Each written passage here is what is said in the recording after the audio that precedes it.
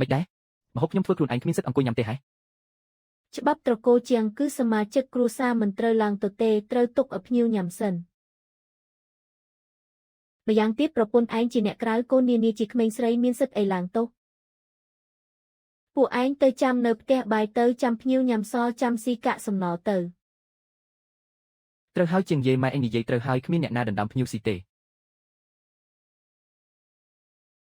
បងសំឡាញ់មិនអីទេម៉ែនិយាយត្រូវហើយយើងទៅចាំនៅផ្ទះបាយទៅ